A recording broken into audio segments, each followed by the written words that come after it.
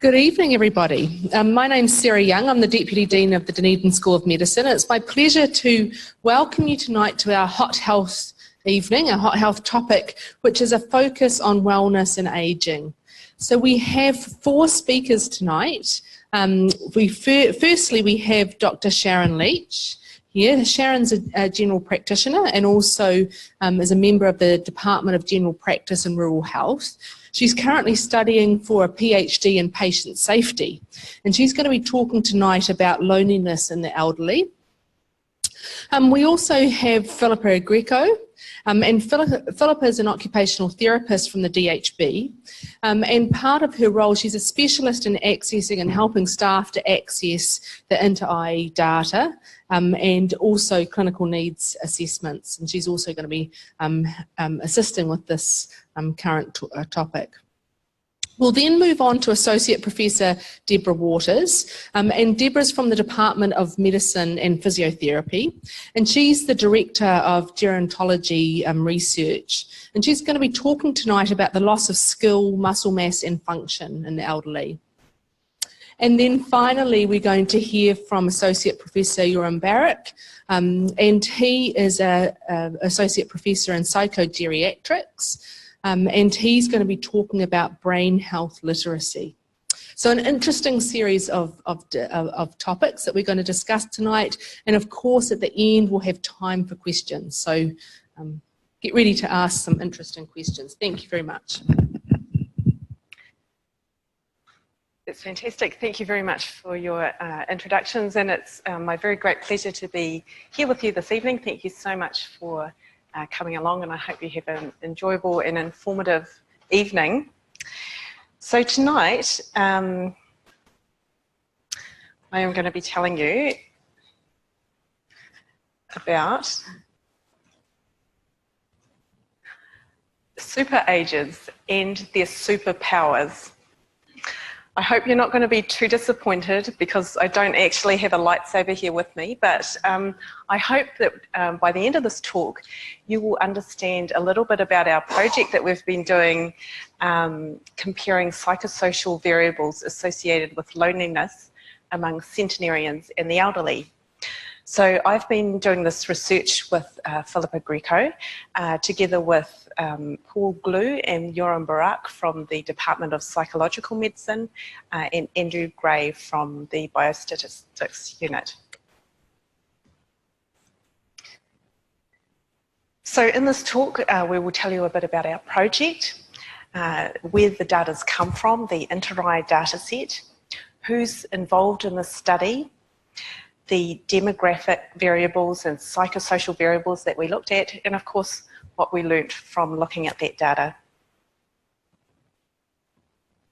So first of all, one of the key things that we were interested in was loneliness. You might think this is a strange thing to pick up on, but you know, after your very basic needs are met, everyone has a deep need for a sense of belonging and connectedness. And a lack of those things has been shown to be very detrimental. A wide range of studies have now clearly shown that loneliness is associated with reduced quality of life, reduced health, and increased morbidity and premature mortality. In short, loneliness is very, very bad for your health. And if we can think of any ways to address that problem, it would be wonderful. The other thing that we were interested in was centenarians. These are a really very interesting group of people. If you've survived to 100 years of age, you can be defined as a model of successful ageing. And we thought that by examining their psychosocial variables, we may identify some factors which promote longevity or perhaps reduce loneliness. So we obtained the data used in this study from our inter-IE assessments. Inter-IE stands for International Resident Assessment Instrument. It's the term that refers to both the suite of assessments that we use and the organisation that developed the assessments. The organisation, it all came from the US in the 1980s, where they were looking at trying to improve the quality of care in nursing homes. So that's where we get the word resident. There's now a suite of assessments available for people in all different settings. Inter-eye assessments, they are comprehensive clinical assessments. The one that we used has 236 items. They focus on a person's function across all areas of their daily life, and the assessments are specially designed to identify where a person has opportunities where we can help them improve their function, and also where there are risks to their health. So it highlights those areas for us. We use the assessment information to develop a plan, which we do in conjunction with the person, their family, and that plan focuses on achieving goals and meeting their needs. In New Zealand, an inter-eye assessment is mandatory for people to be able to access funded age-related services, and so that's age-related services in the community and also age residential care.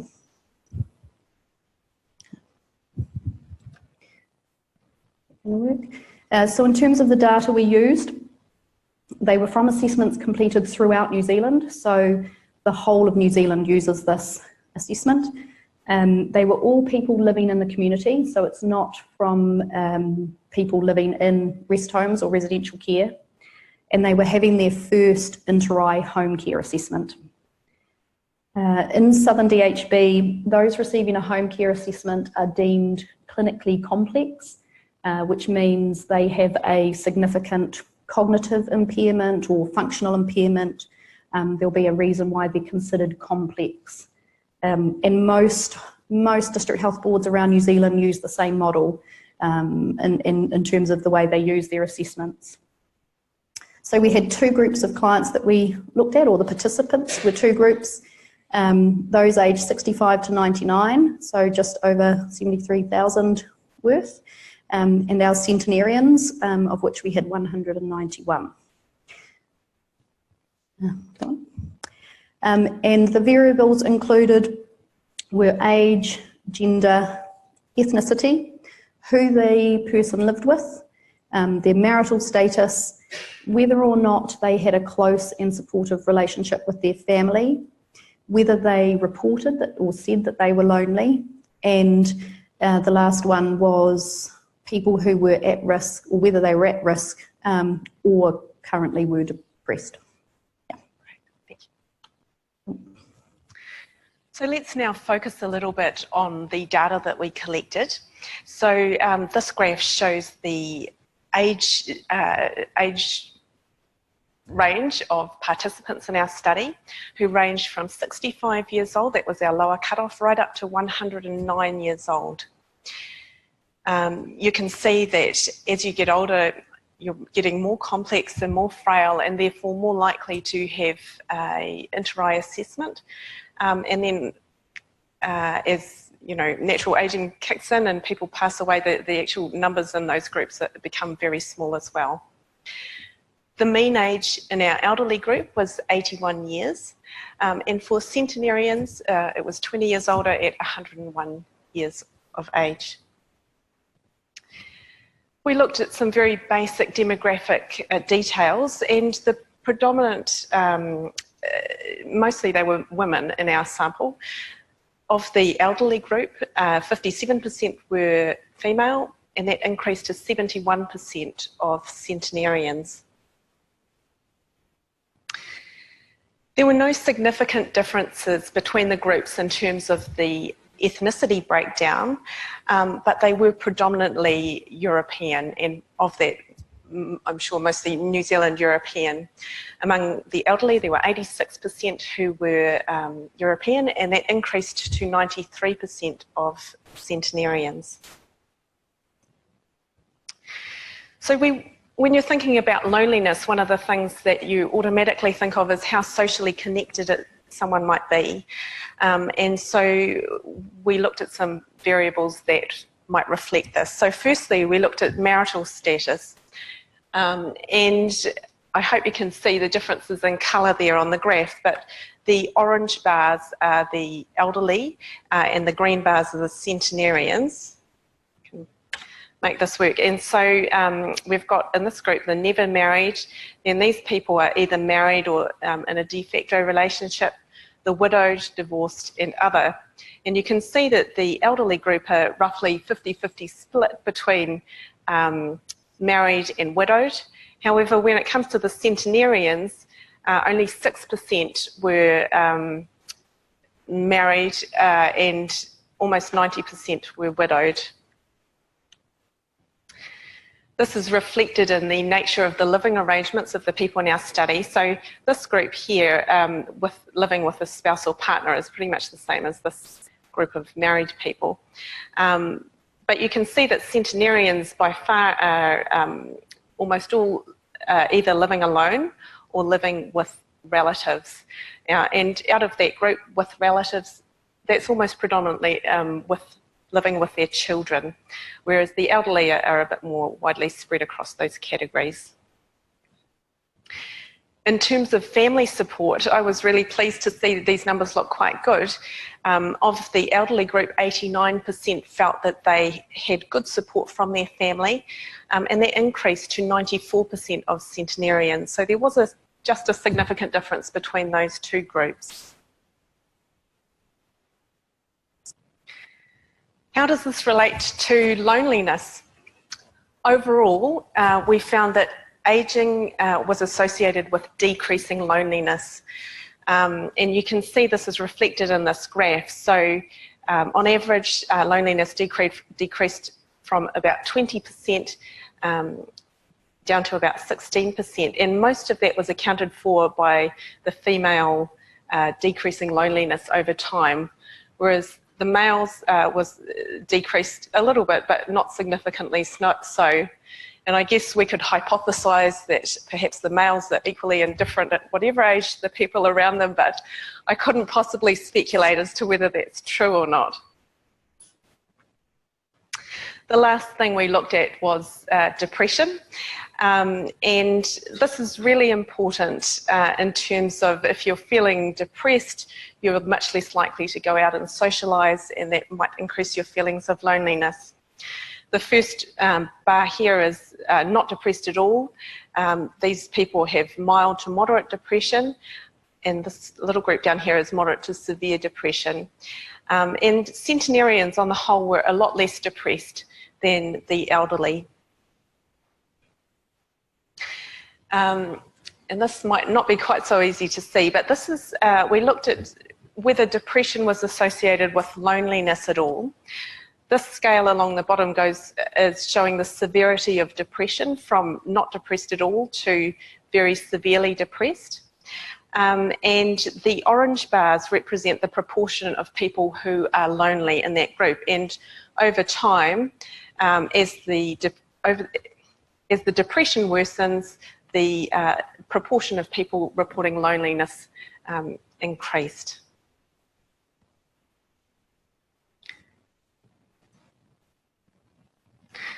So in summary, what were the superpowers of our super ages? I'm afraid they aren't really superpowers, but it was a very catchy title that I wanted to go with. So compared to the elderly, our super ages were mostly European women who were widowed. They were either living alone or with relatives. They had more family support, they felt less lonely, and they were less depressed. And when we've looked at the international literature in this area, we found that our New Zealand centenarians were actually a lot less lonely and less depressed than has been reported internationally. So that's very interesting findings, and I hope that having identified these things, we can actually put some things into place which will help continue to improve feelings of connectedness and community within both the elderly and centenarian groups, perhaps by treating depression more actively or preventing depression, and considering what might be the best ways of living together in a community as we age. So thank you very much for your time and for your attention, and think of your questions, and we'll revisit this at the end of the presentation.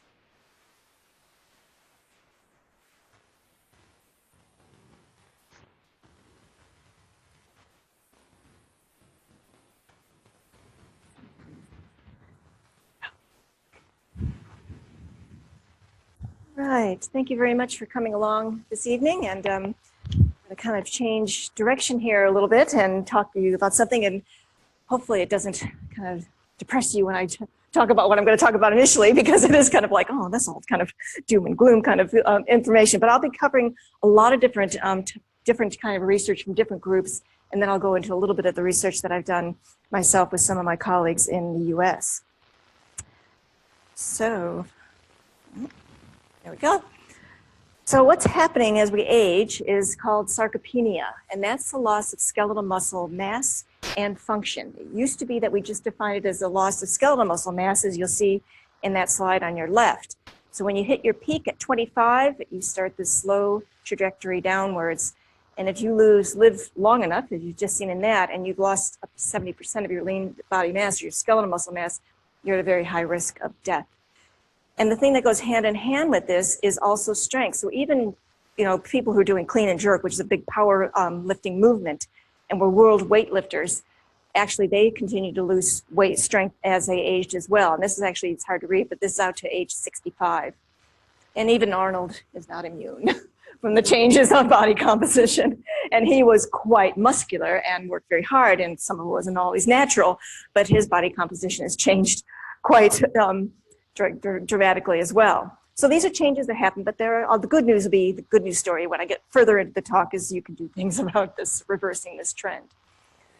The other thing that is happening is obesity is rising. And this was in the news today. I was listening to it as I was driving into work, and it said obesity, Otago research, and this is a different group here at Otago, alarming rise of obesity in New Zealand. And this is using something called the body mass index, or BMI.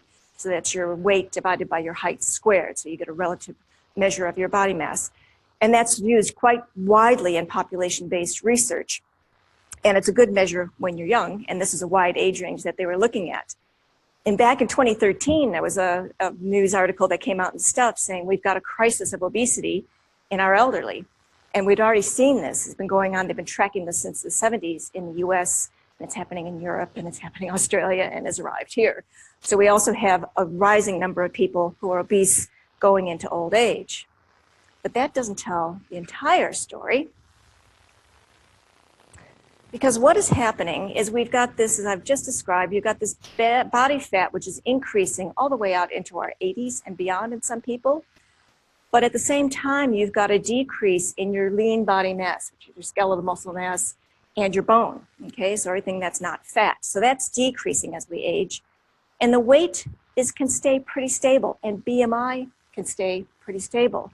So we get a peak in this body fat in our middle age, really later than most people think. It's between the ages of 55 to 65. But when you've got these two tissues, fat weighing less than muscle on a scale, it really masks what's going on if you just put someone on a scale and weigh them. It doesn't tell you at all, as an older person, what's really happening with their body composition. So this slide shows you, using that measure of BMI that I talked about a moment ago, that this is the percentage of people with normal BMI, which is in their age of 18 to 25. When you're in your ages of 20 to 25, half to 60% of the percent of people have normal BMI. That steadily declines, and then you can see it steadily starts rising and normalizing. Is that real? Probably not, because of this BMI is not really picking very good at all at picking up these changes in body composition. The other not so good news, but those of us who are in these age ranges will probably attest to this, is our waist circumference keeps increasing well into old age. Okay, so part of it is that we have a shift in where fat is stored in the body, not so much in the arms and the legs, not so much in the face, but it goes into the abdominal cavity. So that's the other thing that's happening as well. So you say, well, this is really a depressing talk. When's she going to stop? But this is what it looks like. So this is an MRI image of a thigh. So if you took cross-sectional, look straight down your leg, you would be looking at a muscle group in the front of your leg, and then that's the back of the leg, the muscle. And this is how much adipose tissue is in a person who is what we call skinny fat or sarcopenic and obese. So when you weigh this person or you do a BMI, you may not pick this up. Surprising as that sounds, it's true. And if you look at this muscle, you can also see it doesn't look very normal. And the more obese a person is, the more abnormal that muscle looks, because the fat starts infiltrating the muscle fibers and getting in between the muscle cells and doing all sorts of untoward things to the way the muscle would normally look and function. So that's the sarcopenic obese, the skinny fat that I started with the title of this talk. Now, this is some data that we had from a study that I did here, which was got the baseline DEXA scans, because dual energy X-ray absorptiometry is one of the tools that we use to measure this. And you can see across the top there, we really have 4 different groups. So we have people who are, and these are all men, these are the males of this group, who are in there anywhere from 70 to 80s, and as you get more older, you're more likely to be sarcopenic. But you can see we have people who have pretty normal lean body mass, pretty normal fat. We have people who have low lean body mass, sarcopenic, but they have pretty low fat. We have people who have low lean body mass and high fat, which is the group I'm interested in. And we have people who have high fat, but pretty normal lean body mass. So this is kind of what you see in people. But to bring back the point of what I was saying about weight and BMI, if you look at the men who were normal and sarcopenic obese, their weight was the same. Their BMI was the same. So if they went in to see their doctor, their GP, and they put them on a scale, they say, oh, you're right, everything's fine, you weigh normal, your BMI looks good. But if you look at their lean body mass, very different. And of course, their percentage fat, very different. So you're probably asking yourself, well, why do I care? What difference does it make if I have this body composition? The reason you would care is because it has implications for function. Okay, so this is the same study that I just showed you, but this has been replicated again and again and again. It started it in the States, brought it here. We've seen it all over Europe, and the other groups are in this area. So we actually did some functional tests on that same group of people. These are the males and females together. And we have the normal, the sarcopenic obese and obese. And for every test that we tested, they had poorer performance, even worse than the people who were obese, because the people who were obese had normal lean body mass. So when we did the chair sit to stand 30 times, they had much fewer, significantly fewer. When we did a step touch, which is just a dynamic balance test, they did fewer step touches. And when they did a timed up and go and walked around a cone, they were slower than the other groups. And this, as I said, has been replicated in many other studies. And so we know that this particular body composition phenotype does make people, or is associated with this poor function. So that is a problem, because function also decreases, as I said before, with age. So let's get to the good news story. Okay, what can we do about this? I had the privilege and still do work with Dr. Villarreal in the US, and he's been doing research in, he doesn't call it necessarily sarcopenic obese, but he calls them frail and obese. But when we get in and look at these people, they really are sarcopenic and obese. So all of his studies start out kind of the same way, with using BMI, even though we know it's not a perfect measure, but it's an easy measure to get for screening. Or age over 65, they're sedentary, stable weight, stable medications. They get excluded if they have any health kind of problems that would exclude them from, put them at risk for exercising. And then where he picks up the frailty is he does what's called a physical performance test. It's a battery of tests, and you get a range of scores, and the perfect score is about 36. And a VO2 peak, which is actually measuring your cardiorespiratory health on a treadmill. So that's how he knows people are frail, and he knows people are obese. So in his different studies, and this is one of the studies that he did earlier on, and that we've replicated this more recently with a slightly different study design, but they're usually set up in the same way. We have 4 groups, and they get randomized into these groups. So we have people who go into the healthy lifestyle, just get education, no kind of intervention. They're the control group. We have a group that goes through just weight loss. So they went through diet counseling, nutritional counseling, coming in every week and going through what they've been eating with a dietitian. They were actually actively decreasing their dietary intake by 500 to 750 kilocalories per day. Everyone got calcium and vitamin D supplements. The exercising group did a combined aerobic resistance program 3 times a week in a clinic gym. It was reasonably high intensity. And they did that over this 52 weeks. And the group that was doing weight loss plus exercise was doing that diet and also doing the aerobic and resistance exercise together. So this shows you what happened. The control group and the exercise group by design didn't lose any weight. And the dieting group and the diet and exercise lost 10% of their body weight over that intervention period. So, and when we got this funded by the National Institutes of Health, they said you are never going to change people's behavior. 65 plus, sedentary, obese, frail, good luck. But we've proved them wrong. You can. And so when we looked at this more closely, because the big concern with this kind of study was that they were worried that you're losing that lean body mass, you're losing bone, you're increasing fat as you age. What happens when you start accelerating those tissues to change? And so what we found was that the people who were just doing weight loss, dieting alone, no exercise, they went, this was one person, went from 95 kg to 75 kg, good result. They were frail, moderately frail. They maxed out the test almost when they came back. This is the same person, you would hardly know it. 30% loss of the fat, they lost 10% lean body mass. Yikes. Not really what we really wanted to see.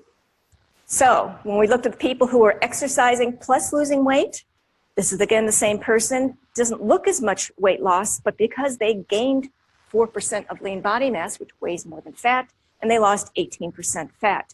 They went from being pretty frail to, again, almost maxing out the test. So that's a better result. The other thing we looked at was bone, because bone is another tissue that you have to worry about as you age. And what we found, again, was that this dieting group, this is change in hip bone mineral density over that time. So that after the intervention ended, the group that was dieting alone lost almost 2% of their bone mineral density in their hip. People who were dieting and exercises still lost a little, but it seemed to be mitigated. And this is just a marker of bone turnover, which shows you how high it got in the people who were dieting alone. The last thing, there were many other things we looked at, but one other thing that we looked at was looking at strength, balance, and gait speed. And you can see that the exercise and diet group looked pretty reasonably similar, but what we found when we repeated this study and had people doing just resistance, just aerobic, or a combination of the two, and all of them were dieting, we found this combination of both resistance and aerobic exercise was superior for changes in function compared to just doing one modality by itself.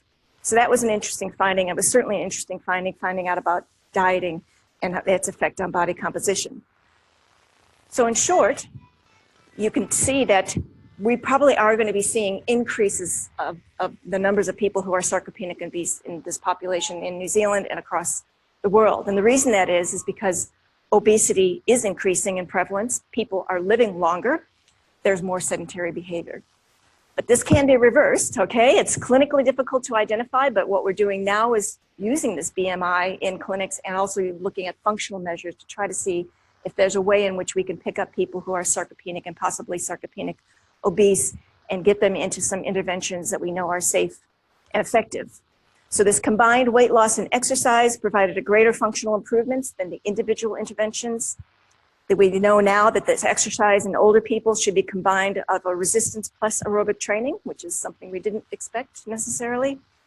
And we also now can say pretty emphatically that we know that just telling people who are even obese or sarcopenic obese to just diet is not really going to be good for their bone health and their lean body mass.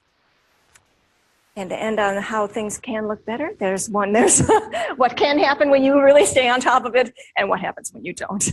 Thanks very much.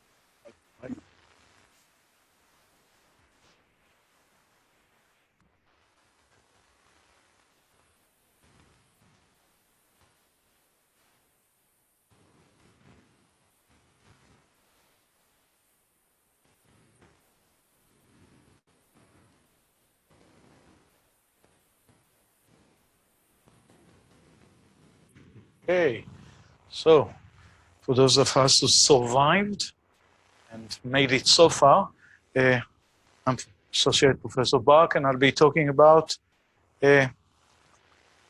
what we feel at the Department of Psychological Medicine, where I'm appointed, to be one of the novel ways to try and help with preventing Alzheimer's disease. So preliminary results here and a promise for more results in a year's time. So we really should, Georgina, be here in a year's time looking at what we've been achieving.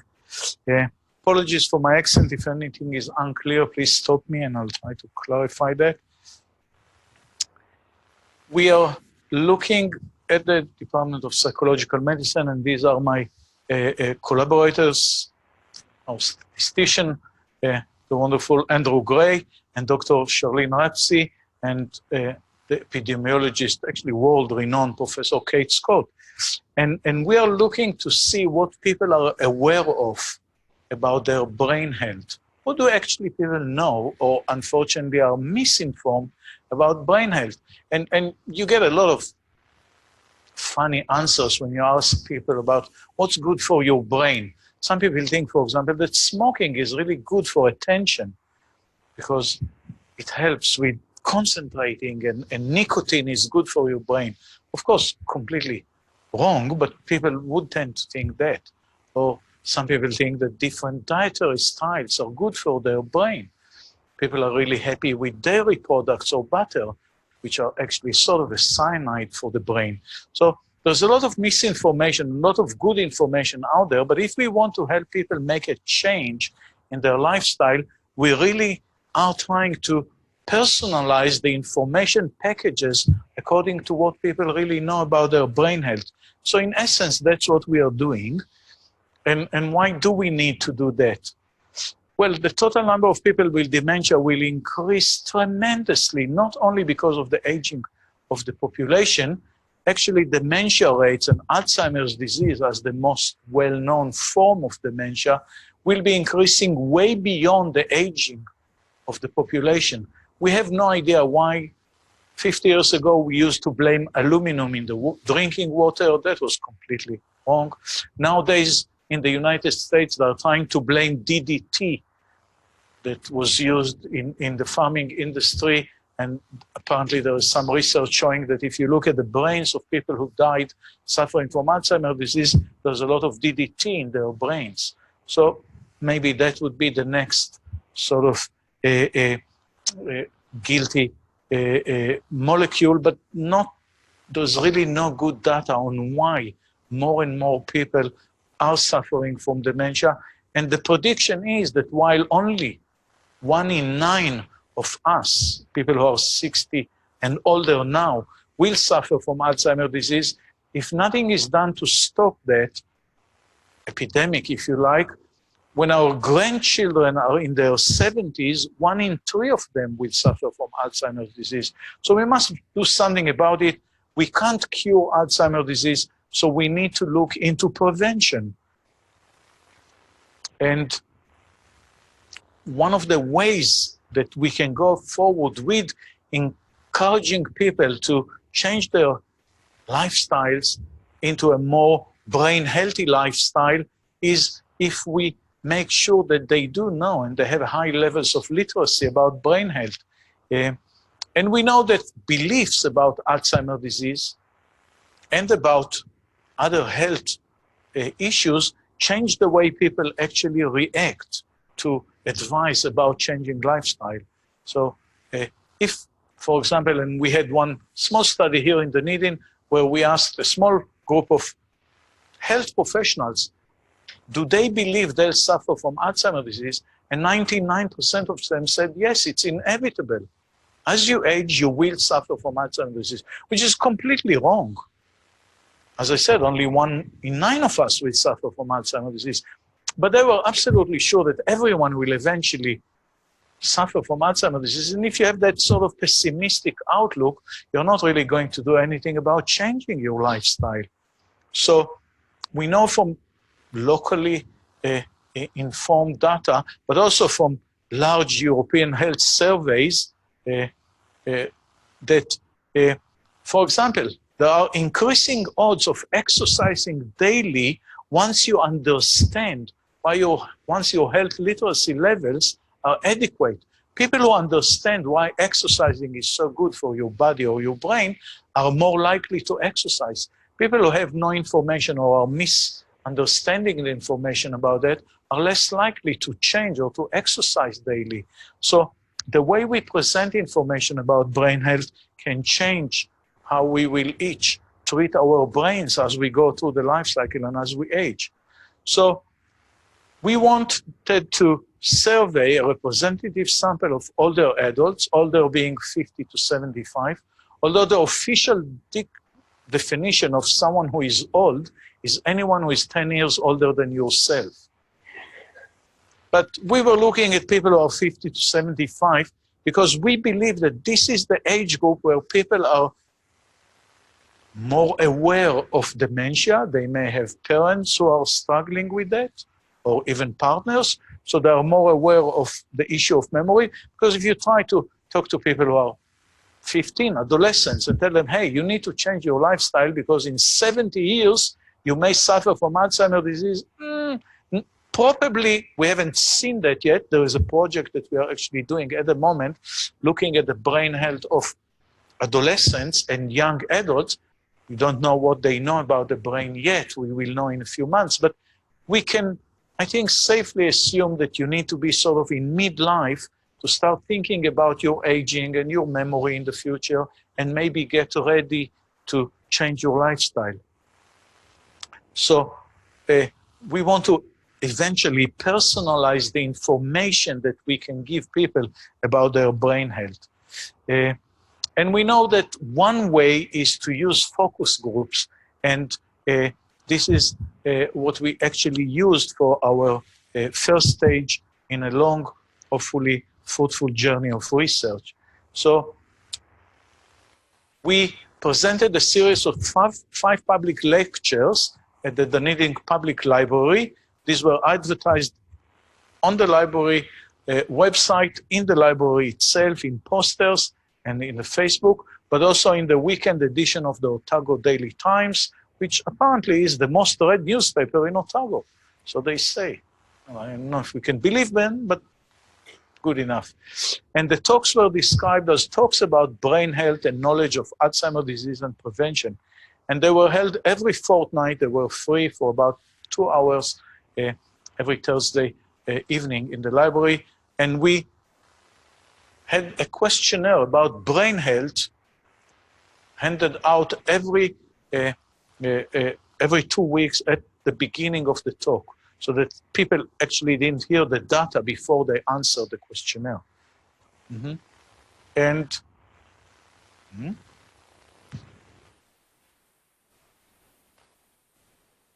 what were the questions we asked people? We asked them 2 open-ended questions. What do you believe are the 3 most important risk factors for dementia? And what do you believe are the 3 most important protective factors from dementia? And then we had prompted questions. Some of the answers are completely nonsensical, but we wanted to see if people are also misinformed. So we were covering all the known, well-validated, evidence-based risk and protective factors, but we also added a couple which are completely not evidence-based, just to see how people know about those. So alcohol consumption, or heart disease, or oral hygiene, or hypertension, high blood pressure, etc., etc., etc. So we added in oral hygiene and curcumin, or if you like, and of course smoking, and the Mediterranean diet, and prescription drugs, etc., etc. And finally, we asked people to tell us what they feel about the following statements. I'm more than likely than the average person to suffer from dementia in the future.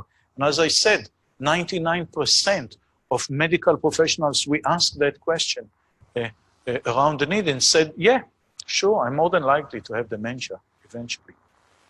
And how would suffering from dementia or Alzheimer's disease would change your life? And do you believe that changing lifestyle behaviors can reduce the risk? And will it be too difficult for you? And do you know how to make these changes to prevent Alzheimer's disease?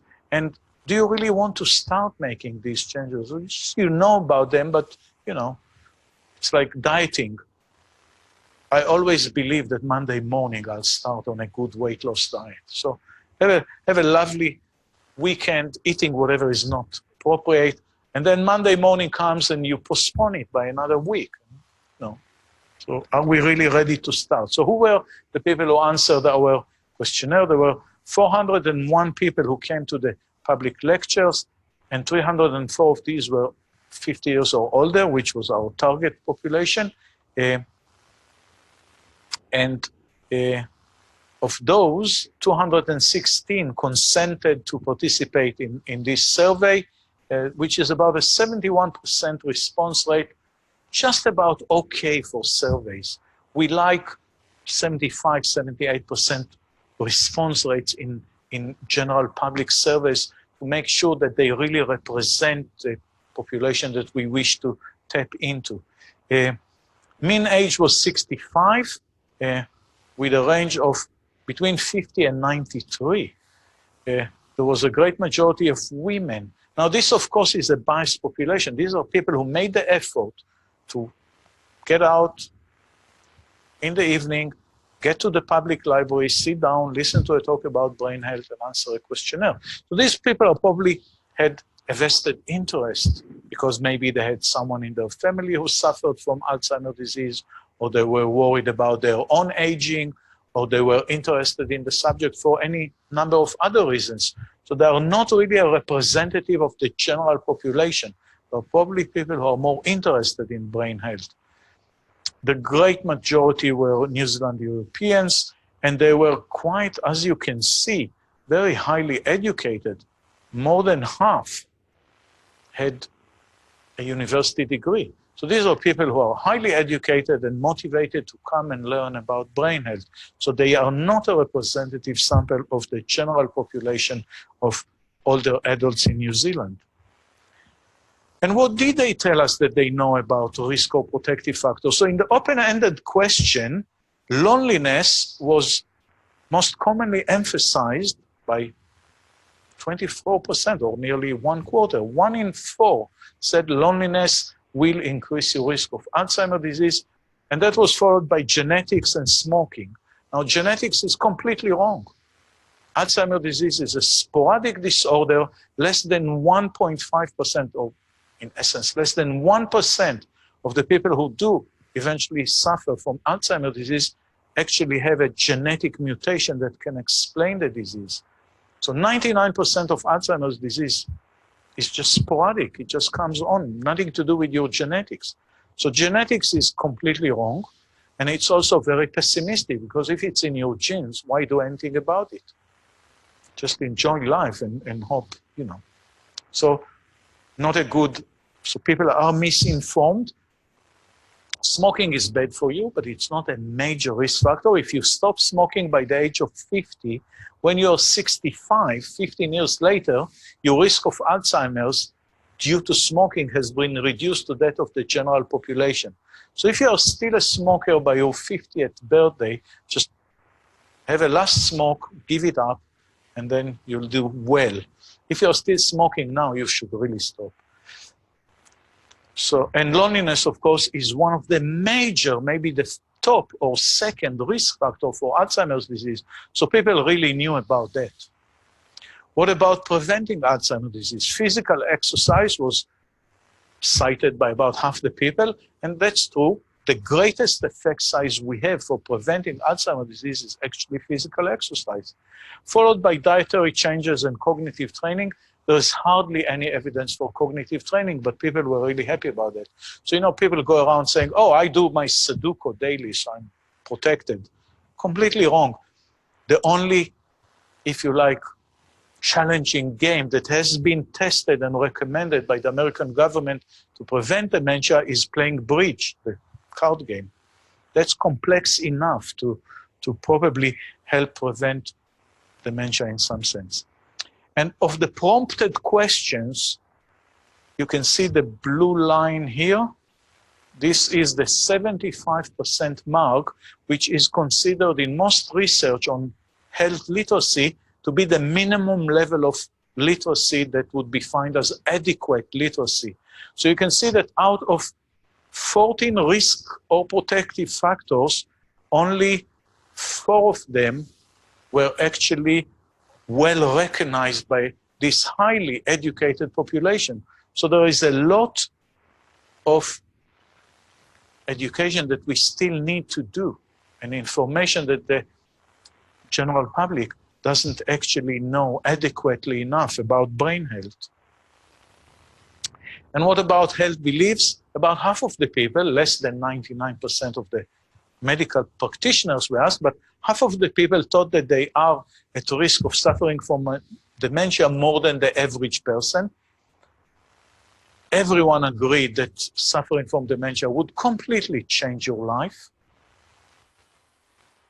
Practically everyone believed that you can reduce the risk of dementia, which is really a positive message. People believe that you can make a change. Now we just have to see how we can motivate them to do that change.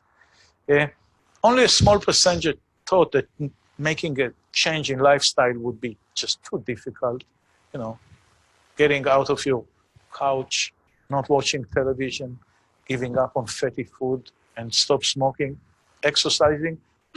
Only 12 people said that'd be too difficult. Great majority felt confident that they can make lifestyle changes, and about 3/4 said we really want to get on with that really soon.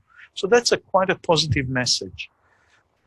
So the growing attention to cognitive health with the sort of gray epidemic, as the Americans very, sort of aesthetically call the fact that world population is aging, the gray epidemic, will bring with it a huge increase in the number of people struggling with dementia and Alzheimer's disease.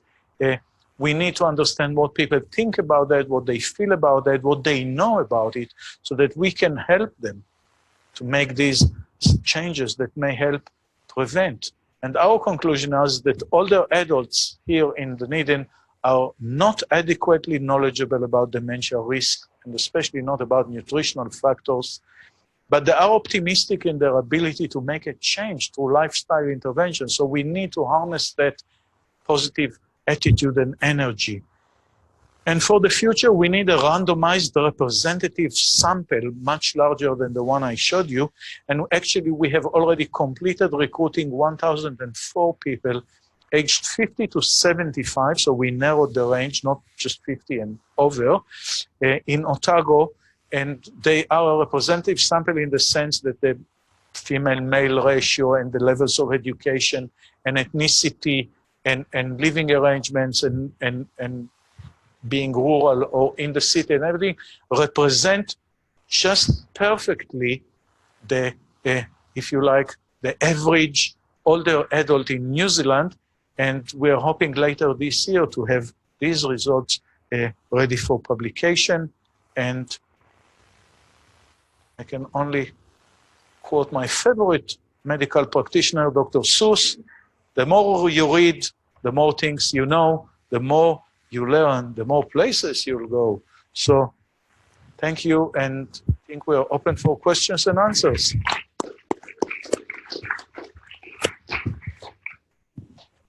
So Georgina, just give us the honors. I have a lovely catch box, which I will not throw at you, but I will run around and deliver it so that we can hear you all. Does anyone have any questions so far for any of our speakers?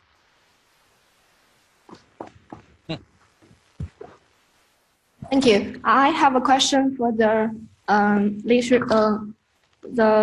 literacy of people. I found that you have in your questionnaire you asked something about Mediterranean diet. I wonder if most people know what it exactly is Mediterranean, and whether their knowledge about this Mediterranean diet will affect the result. Thank you.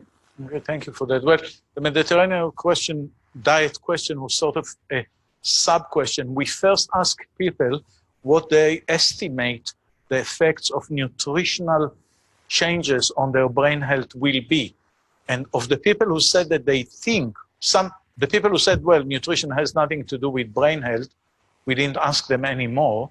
But the ones who said, yes, of course, nutrition can affect your brain health, we ask them simply, have you ever heard of the Mediterranean diet? And the results were disappointing. Both amongst our sort of library talks focus group population, but also amongst medical practitioners around Dunedin. They have very little of them have actually heard of the Mediterranean diet or can describe its principles. The Mediterranean diet is the basis of a diet called the MIND diet, designed by the US government, which has been shown to reduce the risk of Alzheimer's disease by about 55% if you adhere to it. Amazing. I mean, there's nothing we can offer medically that would even come close to these sort of effect sizes, but people, you're right, are rarely aware of what it actually means. They have a vague idea that the Mediterranean diet, somewhere around Italy or France, so, but not much knowledge around that. We are actually here with the School of Medicine producing a pamphlet on the MIND diet that we are going to, with the help of CARE, the Collaborative Aging Research Excellence, with Professor Deborah Waters was sort of supporting us to do that. So hopefully within a few months it will be freely downloadable and people will be able to know more about that.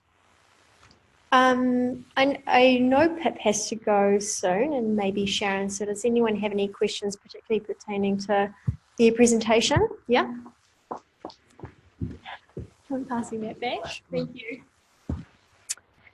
I was just wondering if you did it with people living at home. What about somewhere like a retirement village or something like that, if you repeated something like that in a retirement village? Because loneliness aspect. Yeah. So those people will have been included in this group. So the assessments were people living in the community.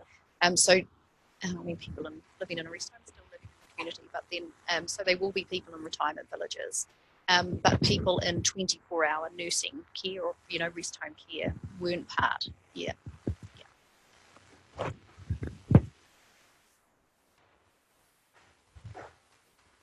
Hey, I guess I kind of have a twofold question for anybody, really. If we were to project out to 10 years, for example, how do you think, on the one hand, we might have removed the confusion that many consumers feel about what to eat, what to do, what to believe, where to look, who to follow, etc. In other words, literacy. And secondly, in terms of personalising the programs that are available, or the education, or their management, or however we might describe it, to make individual choices differently. How could that look? What would it look like? And who would be involved? And who would pay? Shall I start? Sure. Okay. So, where to look? It's a huge question, because where do people go to look for health information or health and illness information? And when you ask a lot of people, many younger people obviously go to Dr. Google or whatever. But even if you do go to Dr. Google and you get like 10 or 20 or 100 websites, how can you trust any of them? And I think, personally, I believe that the DHB should actually be leading that and saying, hey, if you're looking for health information, here are sites we recommend. For example, the National Institute of Health website, the NIH website in the US, or the National Library of Medicine in the US, which is a really, really brilliant website. And probably most of us, health professionals and researchers, would go there when we want to do some reading or research, or maybe Medscape, or maybe, but I think there should be sort of a literacy committee that the DHB would support, saying, for osteoarthritis, I want to learn about that, not only about the brain or diabetes or this or that. Where do I go to be informed and not misinformed? But it's surprising the number, I'm sure you have that and Sharon as a GP, the number of people who come up because they read something somewhere, and there are fads and fashions. And so coconut oil was a big thing for a while. I don't know if it was here in the States. I had people Skype and call from the States saying, hey, is coconut oil going to cure my mother's Alzheimer's disease? So this was a big thing for a while. And I'm sure you get questions about muscle and diet and exercise. What does exercise mean? How long? What kind of exercise? And as a GP, you probably get so many questions. So I think if it was up to me, I would encourage the DHB to have not a website where they will put the information, but at least would recommend the major important reliable links for people. So that could be one way to go about it. The public library system is so brilliant. Not only here, I was in Christchurch before I came here. And New Zealand is unique in that way. I don't think many Western countries still have that kind of public library system where people really go and read and take books and can be informed. So maybe they can also be, part of that. So, but that's just my personal take. Sharon or Deborah, would you like to speak? Yeah, sure. I mean, I'm very interested in health literacy, and that's a big part of my PhD research. And I think it's something that within the health sector, it's recognised as a major problem, poor health literacy. So I think from the top-down level, the Ministry of Health has got some documents now around health literacy, and the Health Quality and Safety Commission also has some guidelines for how healthcare organisations can promote health literacy. But I think at this stage it's still very much up here and not really down in the practical level. It's really a matter of waiting to see how things emerge. And there are some very well regarded and very patient focused sites available, but it's a matter of advertising them and making people aware of what is a reputable source. And so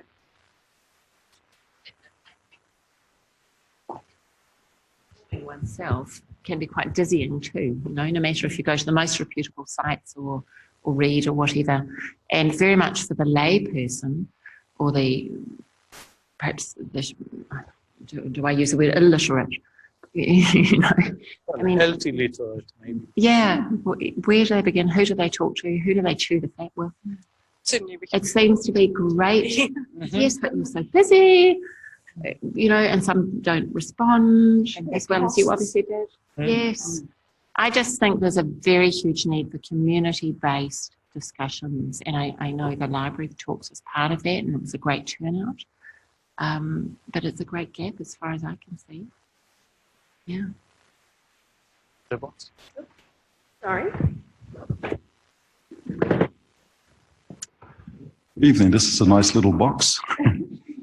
It's a privilege to be here. It's great to hear the presentations. Just some comments. I'm here on personal title with my wife Shimoni, working in the field of health here in Dunedin. But I just wanted to mention, I'm also a member of the Seventh-day Adventist Church here in Dunedin.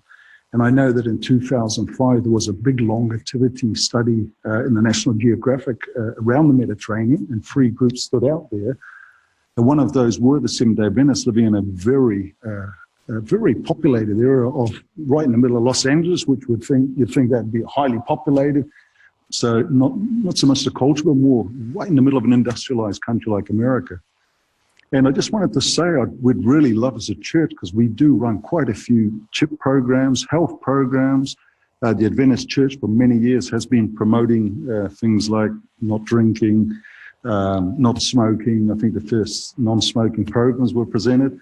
Vegetarian diet, and all those things that were found to be significant reducers of things like Alzheimer's, but also cardiovascular problems.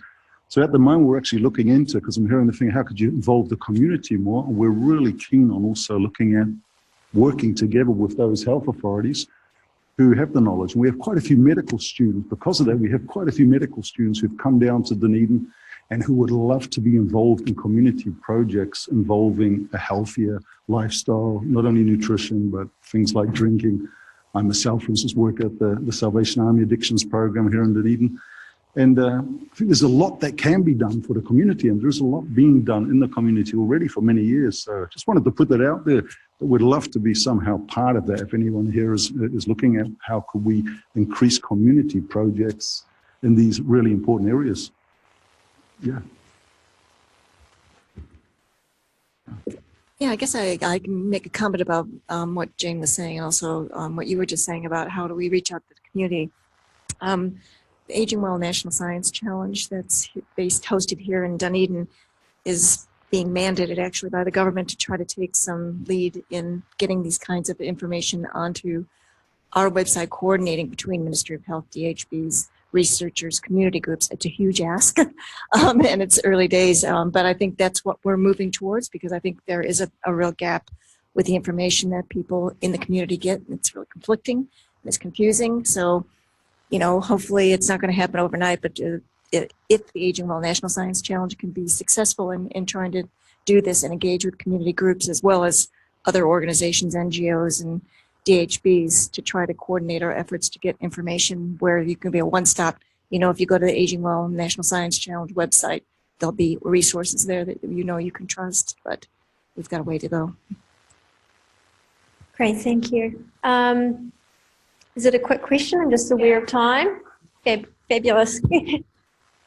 First. Hi, I work in health promotion here in Dunedin, and I'm also a dietitian. Just in terms of the literacy and the issues you were talking about, a lot of the alternative facts and fads, they're just highly accessible on Facebook. They require little effort. They're actually really good reads for general people because they're stories and they're done in a sensationalist way that draws people in. Whereas a lot of our messaging, it's not as accessible, and because we're regulated, like doctors and all that, we have to be evidence-based, so we can't, like as fast as we shut down one fad, 50 more spread up and they just spread viral because there's all the lifestyle hacks and nutritionists, and people don't even realise that a nutritionist can be a 5-minute job on the internet to get that qualification. There's no regulation, but no one understands that. So these stories spring up and they're really engaging from a human aspect, and people latch onto them because it's hope, it's sexy, it's fast. How do we counter that? You can recommend going to a regulated website, but usually it's quite dull and dry and hard to understand in comparison. So and people don't want to spend time looking up different websites. Click on Facebook, it's there. You've got all those things. So it's just something to think about. I mean, it's easy to make Facebook our greatest enemy or friend, but I think we will have to find a way to engage with social media. And I think, like, you know, if we had a group of people, again, the DHB or the university, depending on whoever, were sort of available to answer. So you could have sort of a program or a project like Ask Me, and you wanted a question, send it in and be answered. So, you know, it has been done in different places in different ways. I can say I'm very knowledgeable about how many people actually do have access to Facebook here, and how does that change across different age groups. Obviously, younger people are probably Facebook wise, while I'm not sure what percentage of people over 75 would have a Facebook account. Not many, I would guess, but we would need to see that. But Facebook is one place where we need to step forward and say, hey, this is the team of people that the DHB puts forward for you to ask questions, and we'll be happy to answer them. We must engage, otherwise, as you said, people just go off and, you know, come with just the weirdest ideas ever. You know, it's amazing what anyone would read and believe on the internet. If it's about brain health or about losing weight or about exercise, and, you know, it's an industry out there, and we have to somehow engage, but still keep that professional attitude. We can't be just friendly players in that field. It's complex.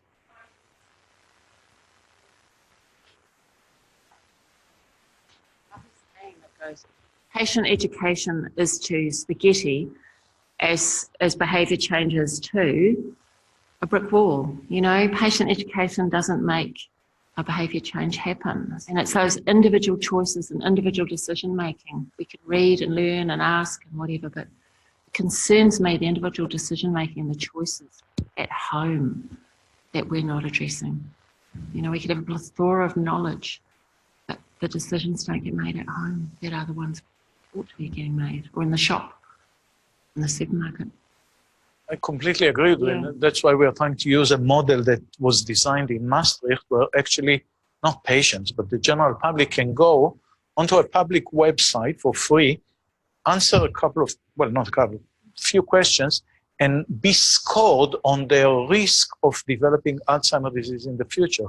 So people actually have a number to contend with. And if they have a high score, they are offered further education, participation. And that seemed to have made quite a change. It's not just knowing about stuff, it's like looking at yourself in the mirror and saying, boy, I'm at high risk, I better do something about it. So there are different ways to not frighten people, but get them more engaged with change. We will just have one last question. I appreciate that we were supposed to finish at 6:30, but everyone's very passionate about this. Mine's just a question about the science. When they investigated the Mediterranean diet, did they control for the fact that most of the people who lived a long time and well lived at the top of very large villages and ran up and down hills a lot? Well, I think there might be a misunderstanding about the Mediterranean diet, Alzheimer's disease, and longevity. We are not looking at longevity. We are looking at cognitive health. But I mean, the walking is still, was it controlled for that? Because all the Of course it was, and actually these hotspots of longevity, some of them are around the Mediterranean, but very few. Most of them are in Japan or Okinawa, where people don't really go up and down that much.